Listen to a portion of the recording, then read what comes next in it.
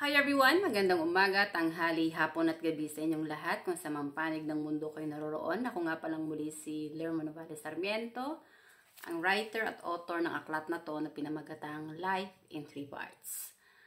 Ang niloloob ng aklat na to ay nagpapahayag na si Kristo ay Diyos, siya ay anak ng Diyos at ang Espiritu Santo ay siyang banal na Espiritu na lumukob kay Birheng Maria ay ang siyang totoong nag-iisang Diyos na siyang may gawa ng katawan at kaluluwa nating mga tao. Maliwanag na sinabi ni Kristo na templo ng Espiritu Santo ang katawan ng tao at tayong mga tao ay hindi nabubuhay dahil sa tinapay lamang. Ang katotohanan, ang katawan na walang espiritu ay patay. Kung kaya sinabi ni Kristo na ang tao ay hindi nabubuhay dahil sa tinapay lamang. At sinabi rin ni Kristo na igalang nga natin at kilalanin natin ng Diyos sa ating katawan sapagkat ang ating katawan ay templo ng Diyos at ang Diyos ay nananahan sa ating katawan. Gusto kong ibahagi sa inyo yung patungkol sa Armageddon at siyang propesiya na magpapahayag patungkol sa katapusan. Ang topic ko ngayong araw na to ay patungkol sa baho ng Romano Katoliko at ang pagbagsak ng Amerika. Gusto kong ibahagi sa inyo yung kasaysayan na magpapatotoo kung sino nga ba ang mga leaders ng Romano Katoliko at kung sino yung mga Amerikano na mga leaders. Nasasaad sa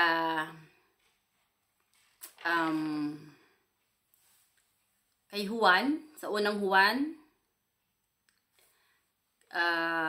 talata 4, versikulo 1. Mga minamahal ko, huwag niyong paniwalaan ang bawat espiritu, sa halip subukin ninyo ang mga espiritu kung sila ay mula sa Diyos. Sapagkat maraming bula ang propeta ang naririto na sa sanlibutan.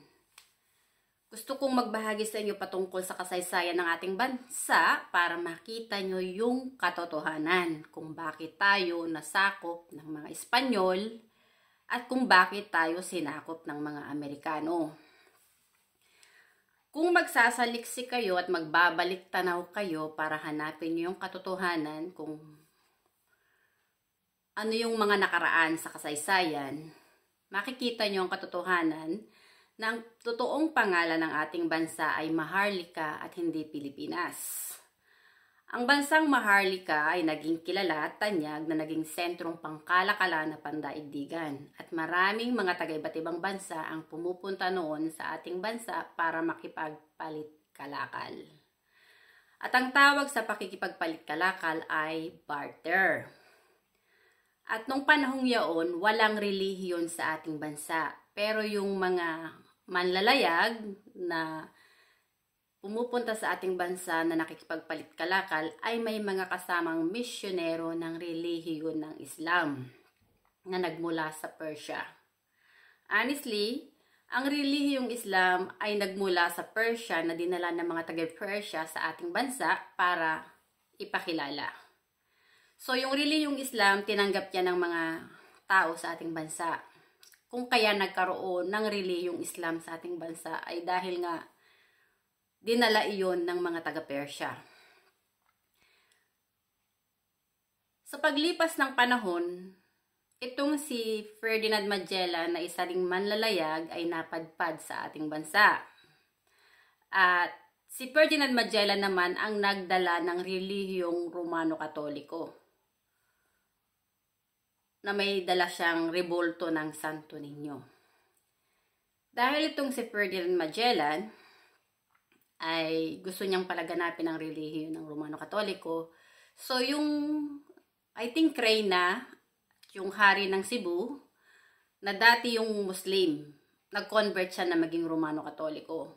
So itong Reyna at hari ng Cebu, niregaluhan yun ni Ferdinand Magellan, ng rebulto ng Santo Niño.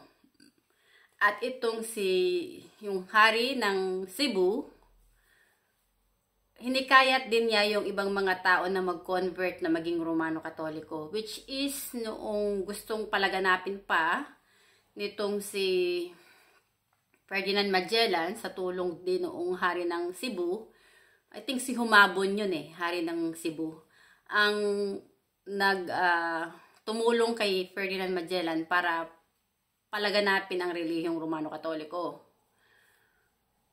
Na hindi naman nagustuhan ni Lapu-Lapu.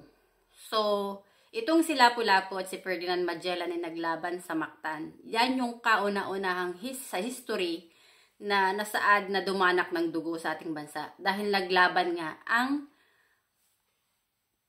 mga Espanyol at yung mga naging kaisa ni Lapu-Lapu na naging Muslim. Sa labanang yon namatay si Ferdinand Magellan. Pero itong mga kasamahan ni Ferdinand Magellan ay nakatakas at nagbalik muli sa Espanya. Sa kanilang pagbalik, mas malakas ang kanilang pwersa dahil yung hari ng Espanya ang protektor ng relihiyo ng Romano Katoliko. So, ang relihiyong Romano Katoliko ay dinala ng mga Espanyol. Kulto yan ng mga Espanyol. Kultura yan ng mga Espanyol na pilit na itinuro sa atin ng mga Espanyol. Si Ferdinand Magellan ay isang bulaang propeta. Hindi siya talaga naging kaisa ni Kristo ng Espiritu Santo ang kanilang sinasamba. Kung kaya nasasa doon sa unang Juan sa Kabanata 4, versikulo 1, na sinasabi nga, mga minamahal, huwag niyong paniwalaan ang bawat espiritu, sa halip ay subukin ninyo ang mga espiritu kung sila ay mula sa Diyos. Honestly, si Ferdinand Magellan, na siyang nagdala ng relihiyong Romano Katoliko sa ating bansa, ay hindi sa Diyos, kundi sa demonyong si Satanas. Ang relihiyong Romano Katoliko na dinala ni Ferdinand Magellan ay hindi nagpupuri, sumasampalataya at umiibig sa Espiritu Santo, na kinikilala ang Espiritu Santo ang nag-iisang banal na Ama, na siyang Espiritu na nagbibigay ng buhay sa tao. Kung kaya hinihikayat ng mga Espanyol na sumamba ka sa rebulto, santo-santuhan at Diyos-Diyosan. Honestly, walang idinulot na kabutihan ng relihiyong Romano Katoliko na dinala ni Ferdinand Magellan sa ating bansa, kundi panlililang, pananakop, at pang-alipin. Inalipin tayo ng mga Espanyol gawa ng nalinlang tayo ng bulaang propeta ng Romano Katoliko. Yan yung baho ng Romano Katoliko na sumasagisag na ang relihiyong Romano Katoliko na dinala ni Ferdinand Magellan ay kulto ni Satanas. Kulto ng Antikristo. Hindi kayo maliligtas niyan dahil nilalapastangan ng relihiyong Romano Katoliko ang Espiritu Santo na siyang nag-iisang Diyos na may gawa ng katawan at kaluluwa nating mga tao. At walang sino mang tao dito sa mundo ang makapanlilin lang sa Espiritu Santo dahil templo ng Espiritu Santo ang katawan ng bawat tao. At ang Espiritu Santo na nanahan noon sa katawan ni Kristo ay siya ring iisang Espiritu na may gawa ng katawan at kaluluwa ng buong sangkatauhan. Yung Santo Papa ng Romano Katoliko ay hindi totoong sugo ng Diyos, kundi sugo siya ng demonyong si Satanas na lumalapastangan sa Espiritu Santo. Hindi siya naging kaisa ni Kristo. Na hinihikayat ang mga tao na magsisi, tumalikod sa paggawa ng masama, at magbalik loob sa Espiritu Santo, bagkus sila yung nanlilinlang para maghasik ng kadiliman dito sa mundo. At sa talata ng Efeso, Kabanata 5, versikulo 11, nasasaad dito, huwag kayong makikibahagi sa mga gawain ng kadiliman na walang ibubungang mabuti. Sa halip ay ibunyag ninyo ang mga iyon. Honestly, walang idinulot na kabutihan ang relihiyong Romano Katoliko na dinala ni Ferdinand Magellan sa ating bansa. Kadiliman, pang-aalipin at paghihirap. Kung kaya ang ating mga ninuno ay namuhay sa kahirapan at kadiliman dahil inalipin tayo ng mga bulaang propeta na siyang nanlinlang sa ating mga ninuno. Kung kaya yung ating lupa ay ninakaw ng mga Espanyol at ginawa nilang pag-aari at inalipin tayo ng mga Espanyol. At sa katuruan na sinasabi na si Ferdinand Magellan daw ang nakadiscovery ng Pilipinas, honestly, mga katuruan yun ng mga Espanyol para huwag nang makilala ng mga tao sa atin ang totoong pagkatao natin, ang totoong pangalan ng ating bansa.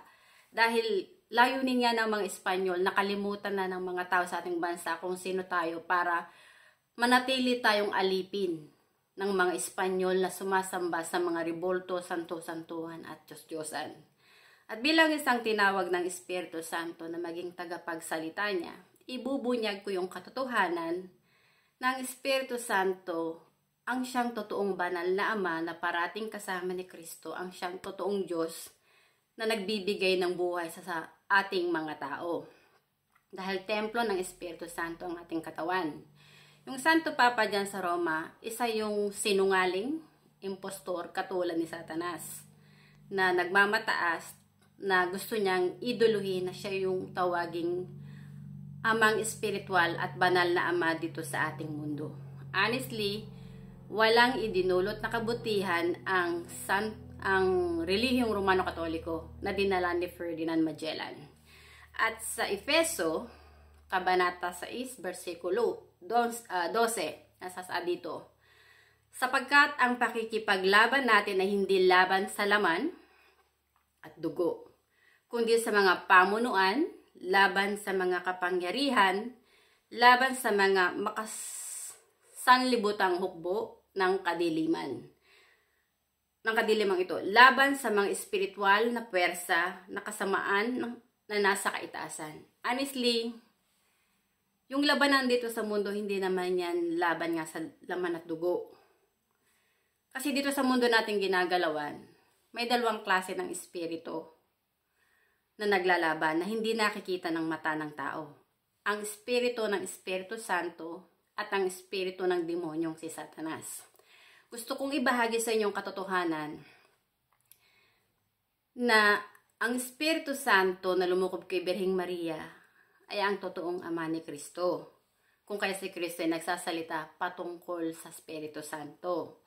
Si Satanas, dati ang anghel ng kaliwanagan na naging demonyo na nainggit sa Espiritu Santo. Kasi gusto ni Satanas, siya yung kilalaning Diyos at hindi ang Espiritu Santo.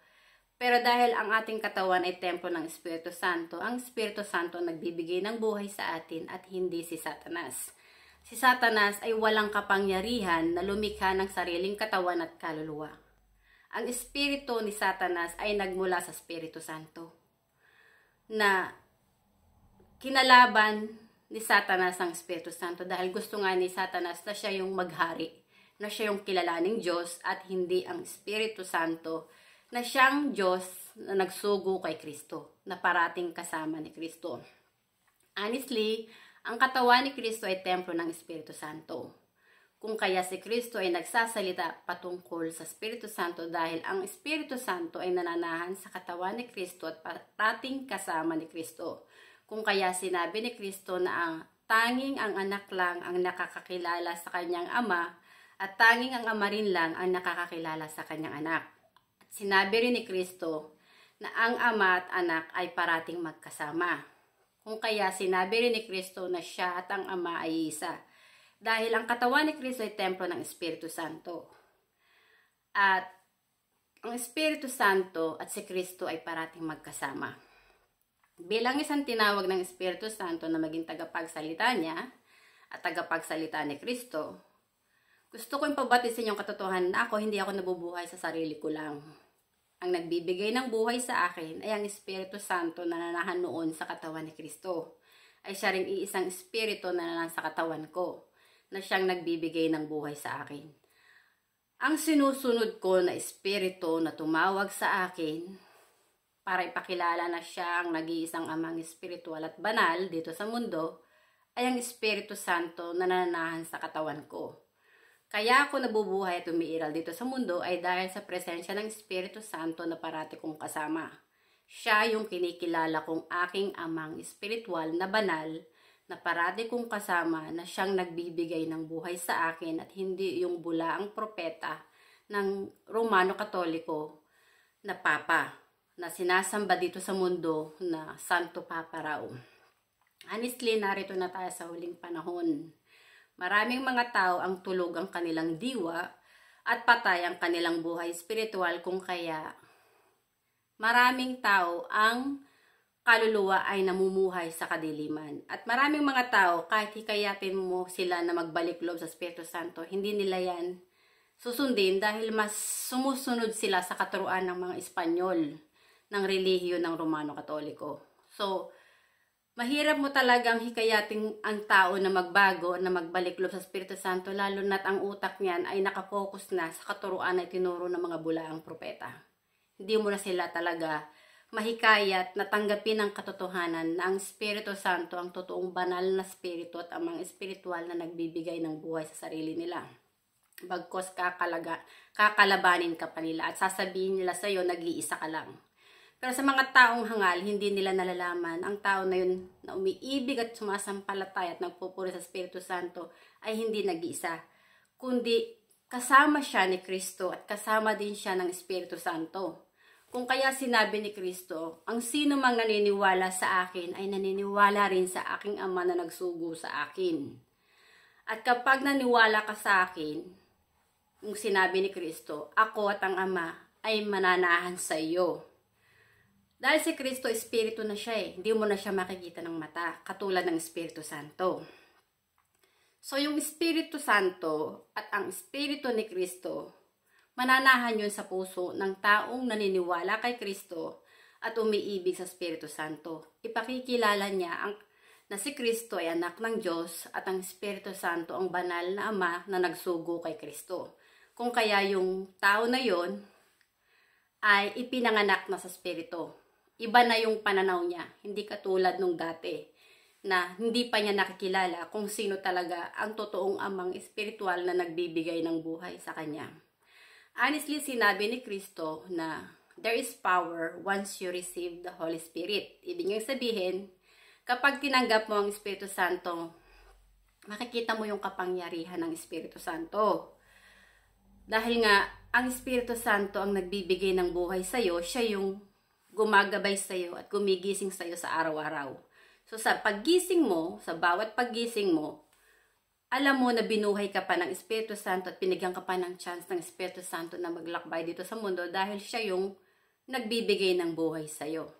At dahil hindi pa tapos yung mission mo, na sundin yung kautusan ng Espiritu Santo, hindi pa rin babawin ng Espiritu Santo yung buhay na ipinahiram sa'yo. Pero sa mga tao na sarado ang utak, mas iniibig nila yung mga karangyaan dito sa mundo. Na siya lamang maghihiwalay sa kanilang kaluluwa sa Diyos Ama. Gawa ng mga karangyaan dito sa mundo na siyang binibigay ng demonyong si Satanas, pinagkakaloob niya. Maraming kaluluwa ang nahihiwalay sa Espiritu Santo at nagiging demonyo sa Espiritu Santo dahil sa mga material na bagay na kanilang tinatanggap. Honestly, nung si Kristo ay sinubok ng demonyong si Satanas sa disyerto, sinabi ni Satanas kay Kristo na yun daw bato gawing tinapay. Sinabi ni Kristo kay Satanas, ang tao ay hindi nabubuhay dahil sa tinapay lamang. Dahil alam ni Kristo ng Espiritu Santo ang nagbibigay ng buhay sa ating mga tao at maging sa kanyang sarili. So sinubok din si Kristo ni Satanas na ibibigay daw ni Satanas ang lahat ng kayamanan dito sa mundo kay Kristo. Si Kristo ay magpasakop lang kay Satanas, na si Satanas ang kilalanin niyang Diyos. Ngunit sinagot ni Kristo si Satanas at sinabi niya, huwag mong subukin ang iyong Diyos. Alam ni Kristo na siya'y anak ng Diyos at ang Espiritu Santo na parati niyang kasama ang totoong nag-iisang Diyos na dapat mo lang sambahin.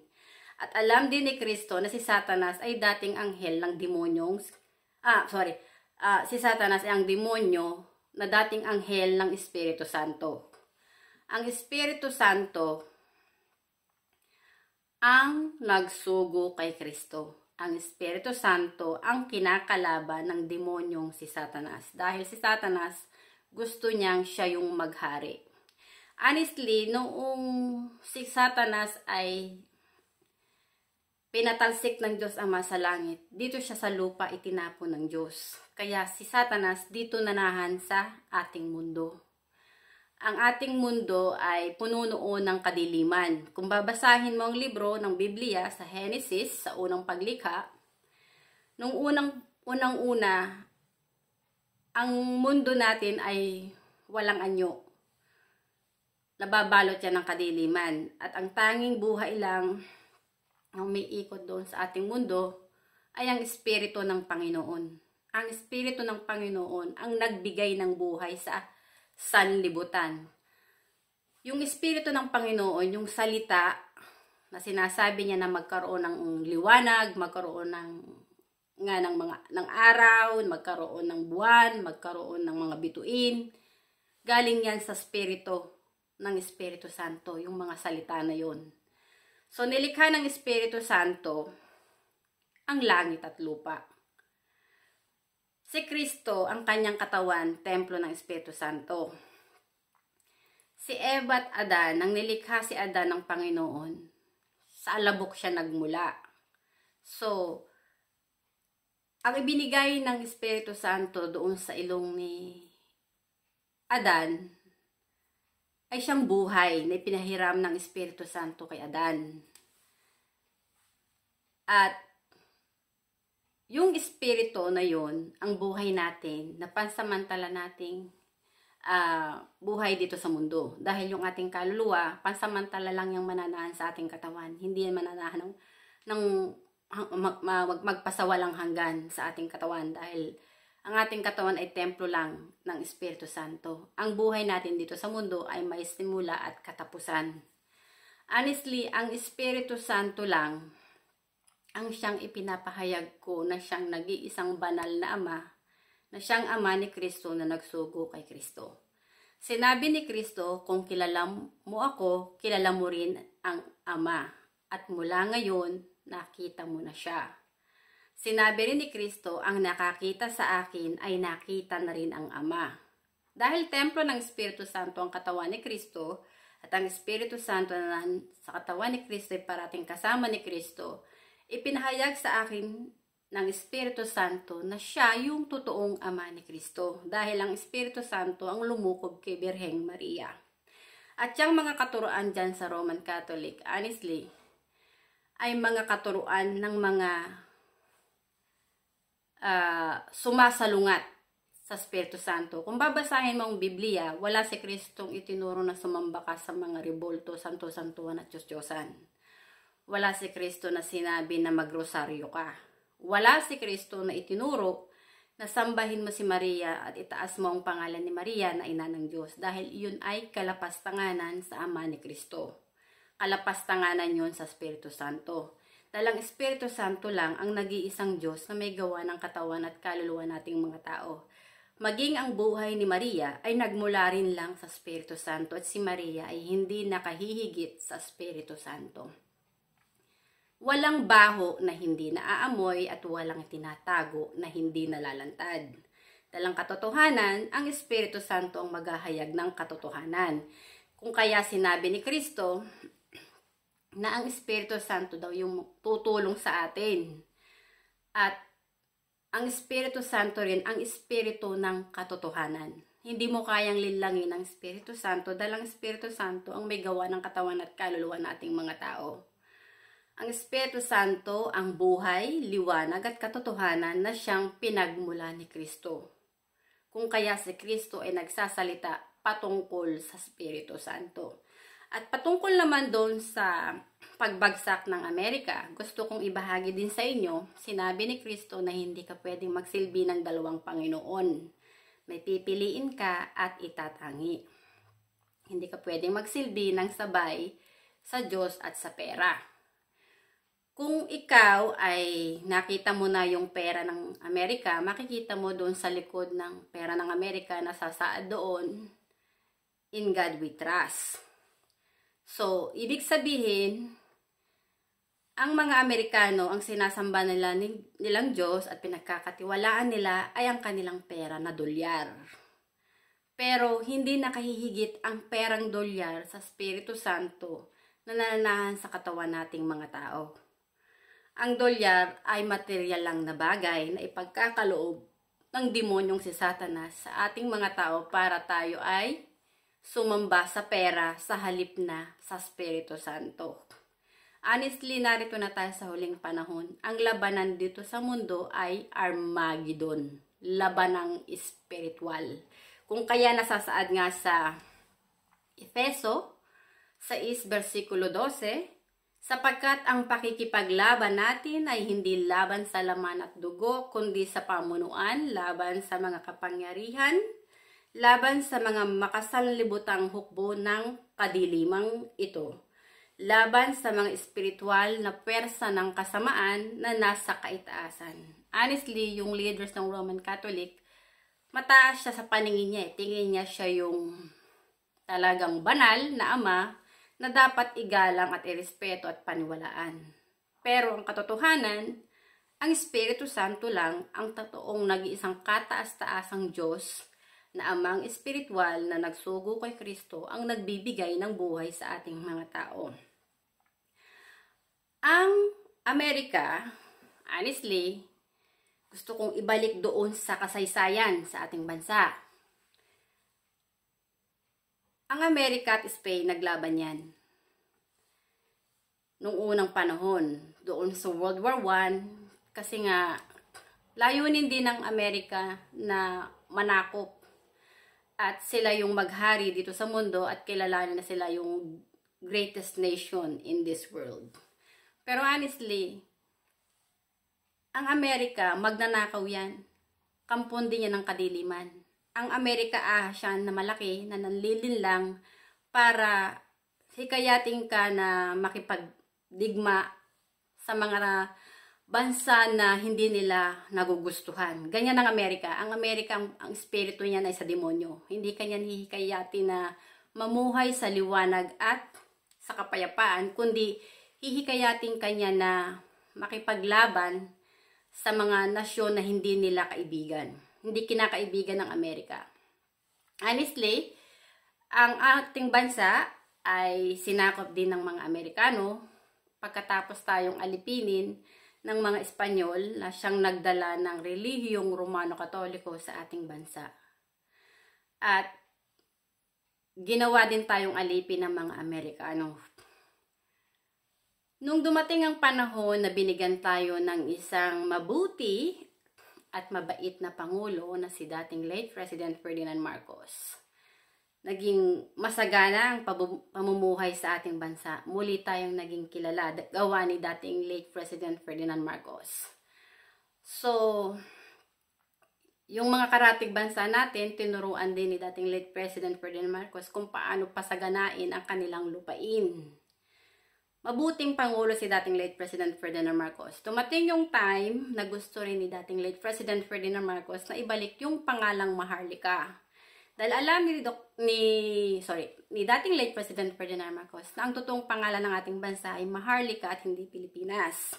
At katulad ni Dr. Jose Rizal, totoo yung sinabi niya na bago pa man dumating ang mga Espanyol, may nauna pang kasaysayan. Kaya alam ni Dr. Jose Rizal at alam ni dating late President Ferdinand Marcos na hindi Pilipinas ang pangalan ng ating bansa, kundi Maharlika. Kung kaya gustong ibalik ni dating late President Ferdinand Marcos noon ang pangalang Maharlika. Dahil ito ang totoong pangalan ng ating bansa bago pa man tayo sinakop ng mga Espanyol na siyang nagdala ng relihiyong Romano-Katoliko. Honestly, ang relihiyong Romano-Katoliko ay kampon ng kadiliman. Mga bulaang propeta na lumalapastangan sa Espiritu Santo na siyang naghasik ng kaguluhan at kadiliman dito sa ating mundo. Nanakop ang mga Espanyol, pero ginamit pa nila ang pangalan ng Diyos para makapanlinlang ng mga tao na maging alipin nila. Bilang isang tinawag ng Espiritu Santo, ito yung nasasaad sa Efeso, Kabanata 5, versikulo 11.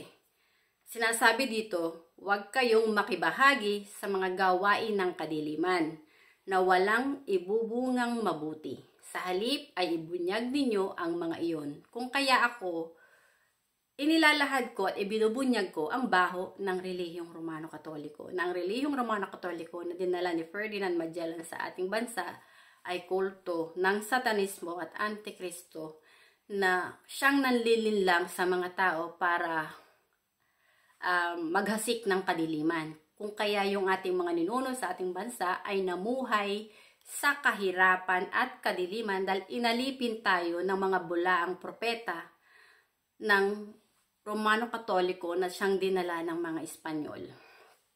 At ang Amerika nga, pagkatapos na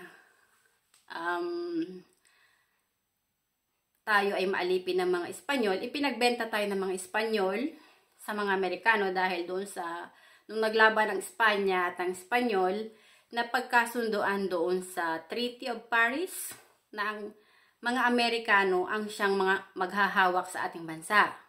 So ipinagbenta tayo ng mga Espanyol sa mga Amerikano. So tayong mga tao sa ating bansa, hindi tayo original mga Pilipino. Tayo ay mga Maharlikano na inalipin ng Judas na hari ng Espanya na si Philip II. Kaya naging Pilipinas ang pangalan ng ating bansa. Yan yung ipinahahayag sa akin ng Espiritu Santo na nasa katawan ko na tayong mga tao sa ating bansa ay ang mga pinili niyang tao dito sa mundo na siyang magpapahayag ng katotohanan. Na tayong mga tao dito sa ating bansa, ang ating bansa ay ang lupang hinirang ng Espiritu Santo. Na inalipin ng mga bulaang propeta ng Romano-Katoliko at inalipin din ng mga leaders ng Amerika. Kung kaya tayo ay namuhay sa kadiliman. Binigyan tayo ng Espiritu Santo ng mabuti na Pangulo na si dating late President Ferdinand Marcos. Pero pinagkaisahan na pabagsakin at tanggalin sa pwesto si dating late President Ferdinand Marcos ng mga leaders ng Roman Catholic at leaders ng Amerika. Kung kaya nung EDSA Revolution, noong 1986, nagsanib pwersa itong mga leaders ng Roman Catholic at leaders ng Amerika na nanakop sa ating bansa para pabagsakin ang rehimeng Marcos at patalsikin si dating late President Ferdinand Marcos. Dahil ayaw ni dating late President Ferdinand Marcos na dumanak ng dugo ang mga inosenteng tao sa ating bansa, bumaba na lang siya sa pwesto. Kahit ang totoo, siya pa rin yung nanalong Pangulo doon sa butuhan. Honestly, ang mga Amerika magaling ang mandaya, katulad ng mga leaders ng Roman Catholic. Layunin nilang manlinlang para yung mga tao na malilinlang nila, kanilang lilingkisin. Kaya itong Amerika at ang Roman Catholic leaders ay ang siyang pinahayag sa akin ng Espiritu Santo na dalawang malaking ahas na lumingkis sa ating bansa, na naghasik ng kaguluhan at kadiliman at kahirapan sa mga tao sa ating bansa. Tayo ay inalipin ng mga bulaang propeta at inalipin din ng mga Amerikano. Yan yung katotohanan. Honestly, dito sa sinasabi ko, kasi bilang na yung araw ng Amerika eh. Yung kataas at kayabangan ng Amerika, bilang na. Naghihingalo na siya. Yung pera ng dolyar, mawawalan niya ng value. Honestly, tatapakan lang yan ng mga tao. Mawawalan talaga ng halaga. Dahil sa kataasan kayabangan ng Amerika, wawasakin ng Espiritu Santo ang Amerika. Dahil ang labanan dito sa mundo, Espiritu. Laban sa Espiritong masasama. Ang Espiritu Santo ang totoong Espiritu ng liwanag na magbibigay sa iyo ng kapayapaan, ng kasiyahan, kalayaan. Ang espiritu ng masama ay ang demonyong si Satanas na siyang malilin lang sa iyo para alipinin ka at paghirapin ka. Ang Amerika, since nung World War I, World War II, at ngayon, wala mang World War III na eh. Ang mangyayari na ngayon, Armageddon, laban ng spiritual na. Ang Amerika ang promotor ng kaguluhan. Kasi ang Amerika, ano yan eh, sakim yan, hindi yan makontento kung anong meron niya. Yan. Kaya naging layunin ng Amerika noong World War I ang manakop ng manakop para alipinin niya yung mga bawat bansa at gawin niyang allies. Honestly, noong World War II, dumating yan sina Douglas MacArthur na nagpretend na sila daw yung mga hero na tutulong sa ating mga tao para makipaglaban sa Hapon. Pero ang katotohanan, kung magbabalik tanaw kayo sa history, yung Pearl Harbor sa Hawaii, pinasabog yan ng mga Hapon noong 1941. So, itong mga Amerikano, may galit yan sa Hapon. Dahil inalipin na tayo ng ng mga Amerikano noong tayo ay masakop, pagkatapos tayong masakop ng mga Espanyol, so tayo ginawang allies ng mga Amerikano para palabanin sa mga Hapon. Pero doon sa World War II, yung ating bansang wasak. Kaya yung Pearl of the Orient, kung babasahin nyo yung history, makikita nyo yung mga suffering ng mga tao sa ating bansa kung gaano kahirap. Kasi yung ating bansa winasak talaga ng, honestly, mga Amerikano pa rin. Nilil lang tayo. Hindi tayo tinutulungan ng Amerika talagang mamuhay ng mapayapa. Dahil magpasa hanggang ngayon, ang Amerika, pakialamero sa politika ng ating bansa. Gusto ng Amerika na tayo ay dinidiktahan at dapat sumunod lang tayo sa mga Amerikano. Pero bilang isang tinawag ng Espiritu Santo, layunin kong ibunyag sa inyo ang tutong baho at pagkatao ng Amerika. Na ang mga leaders ng Amerika dyan, sa Amerika, hindi sila talaga mga mabubuting leader. Sila yung mga kampon ng kadiliman. At bilang isang tinawag ng Espiritu Santo na magpahayag ng katotohanan, alam ko na ang buhay ko dito sa mundo ay may simula at katapusan.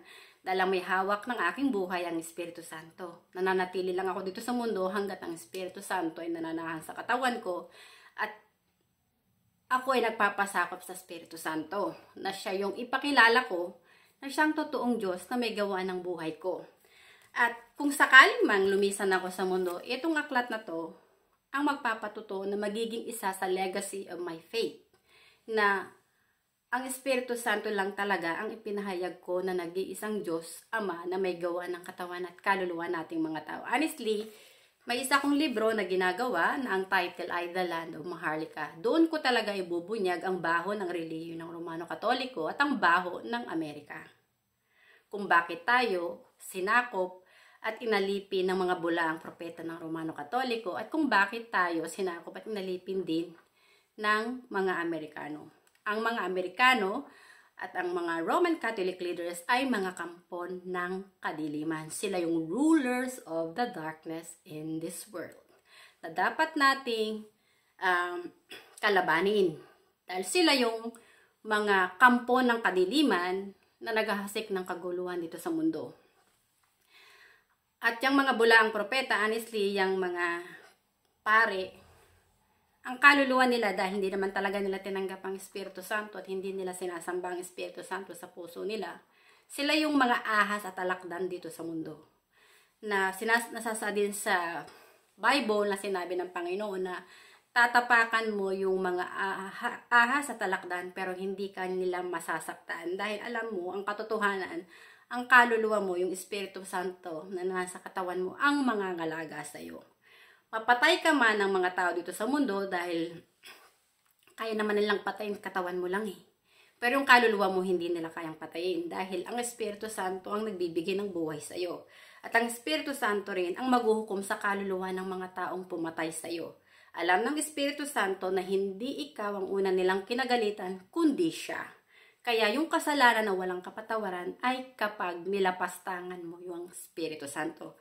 Kung kaya, kapag ang Espiritu Santo ay parati mong kasama at doon ka sa Kanya umaasa at sumasampalataya, hindi ka masasaktan ng sinuman. Masasaktan nila ang katawan mo, pero hindi ang kaluluwa mo. Kaaawaan mo pa yung mga taong papatay sa'yo dahil alam mo na hindi nila naunawaan ang kanilang ginagawa ay hindi naman ikaw ang una nilang kinakalaban kundi ang Diyos, ang Espiritu Santo, na parati mong kasama na siyang nagbibigay ng buhay sa'yo.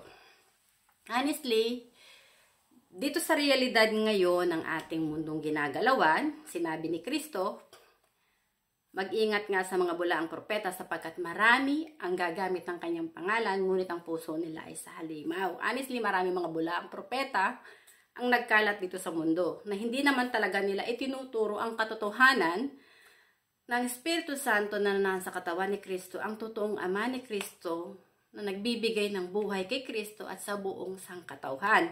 Dahil templo ng Espiritu Santo ang katawan ng bawat tao. Maraming mga bulaang propeta dito, yung relihiyon, ginawa nilang negosyo para pagkakitaan ng pera. Yung mga propeta na to, ang gusto lang nila ay manghikayat ng membro para marami silang mahututan ng pera. Ang alam ko dyan sa iglesia ni Manalo, ilang sobre ang pinamimigay dyan para magbigay ka ng pera sa kanilang samahan. Kay Kibuloy, ganyan din. Kay Soriano, may binibigay din ganyan. Ang mga Sabadista, ganun din. Halos lahat ng relihiyon dito sa mundo. Kapag ang relihiyon, sinamahan mo yun ng pera, hindi yan nagpupuri sa Espiritu Santo. Kay Satanas siya nagpupuri. Ang sinasamba niya ay ang demonyong si Satanas. Si Kristo, kung babasahin mong Biblia, nangangaral si Kristo, hindi siya nanghihingi ng pera. Ang layunin lang ni Kristo ay makinig ka sa kanyang mga salita at tanggapin mo yung kanyang mga salita at isa puso mo para maging kaisa ka ni Kristo sa totoong iglesia ng Diyos. Ng Espiritu Santo lang ang sinasamba na nag-iisang banal na Ama at Amang espiritual na parati mong kasama ang siyang nagbibigay ng buhay sa sarili mo. Honestly, sa labanang ito na nagaganap na sa ating mundo, yung propesya ni Kristo na sinasabi niya na sa huling panahon kung anong mararanasan ng mga tao, na magiging mahirap nga daw ang pamumuhay, honestly, narito na tayo sa huling panahon. Yung realidad na sinasabi ni Kristo na magkakaroon daw ng gera ang bawat nasyon, magkakaroon ng mga lindol at ng tagutom sa iba't ibang panig ng mundo. Saka yung mga iba pang mga kalamidad, yung patungkol sa mga baha na yan yung mga nasasaad na sa sinabi ni Kristo na sa kanyang propesiya na nangyari na. Honestly, ang Amerika ang siyang pinakademonyong bansa dito sa mundo na naghahasik ng kaguluhan, na nanlilinlang sa mga tao para maghasik ng kaguluhan. Honestly, inalipin ng Amerika ang ating bansa. Sinakop tayo ng mga Amerikano at inalipin din tayo ng mga Amerikano.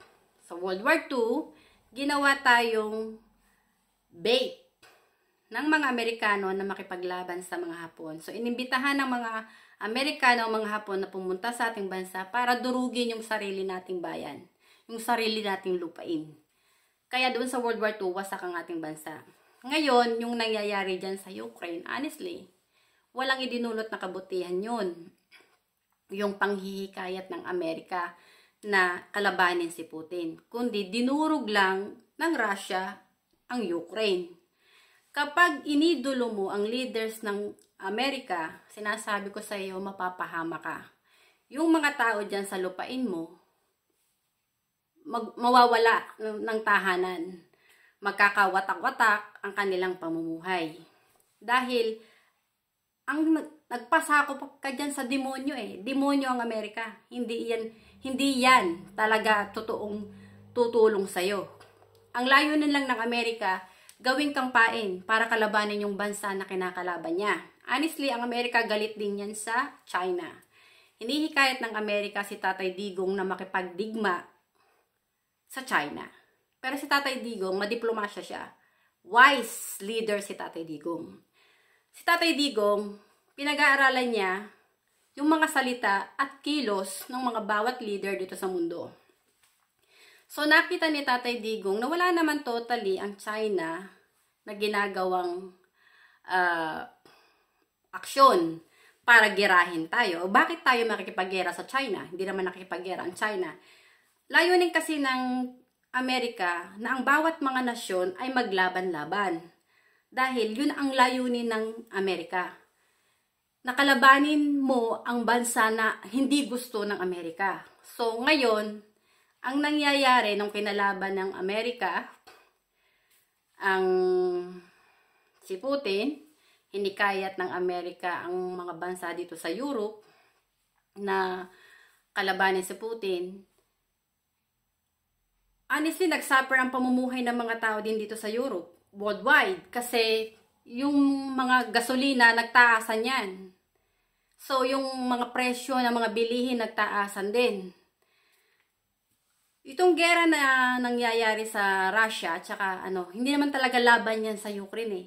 Ang laban ni Putin ay laban sa leader ng Amerika. Dahil ang Amerika ang nanlilinlang doon sa Ukraine para kalabanin ang Russia.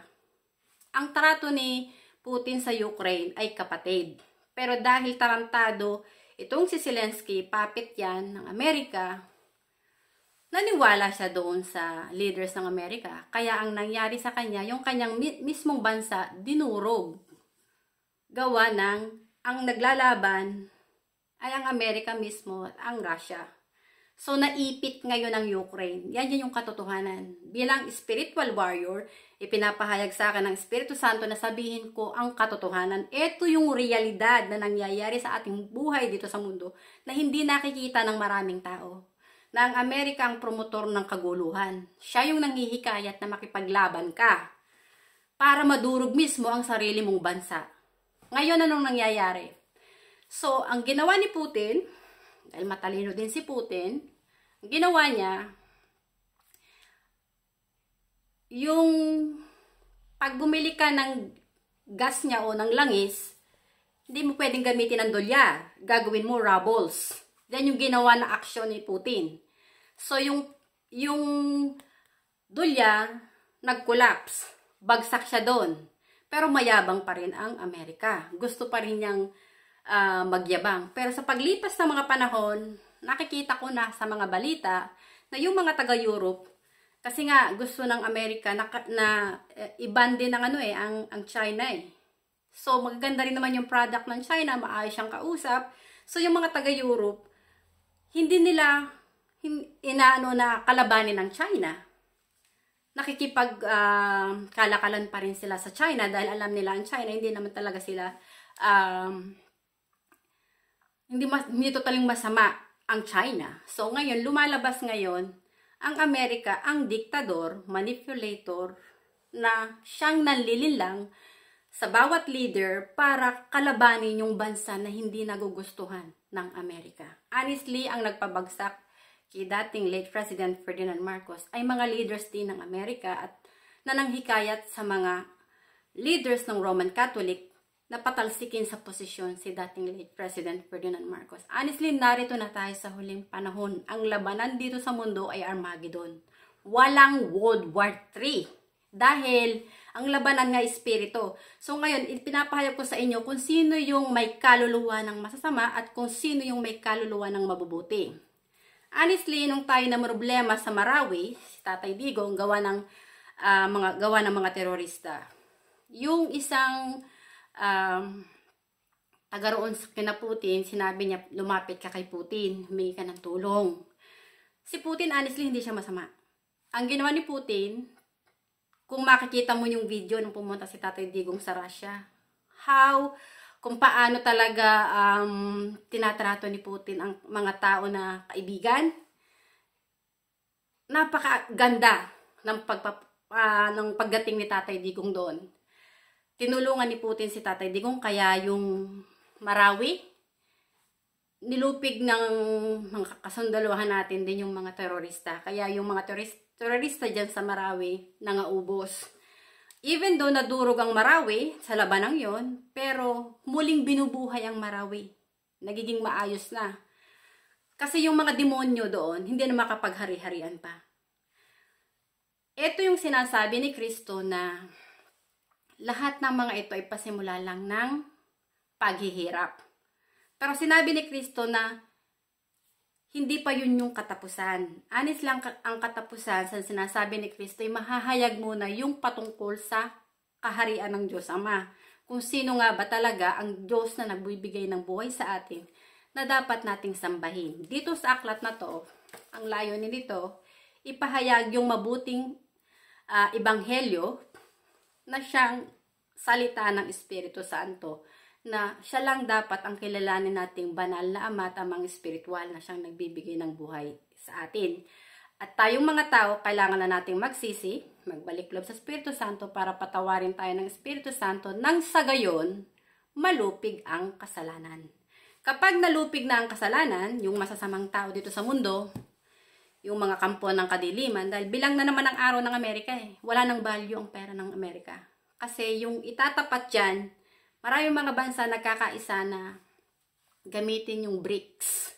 So ngayon, naleles na at nalolos na yung value ng Amerika. Kaya yung Amerika, siya yung parang umaatungal na leon. Naggalit na galit dahil hindi niya masunod yung gusto niya.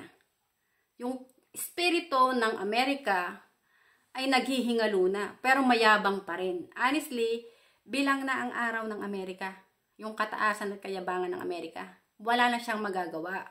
Dahil maraming mga bansa na dito sa ating mundo, yung mga leader, ang hindi na sumusuporta sa Amerika.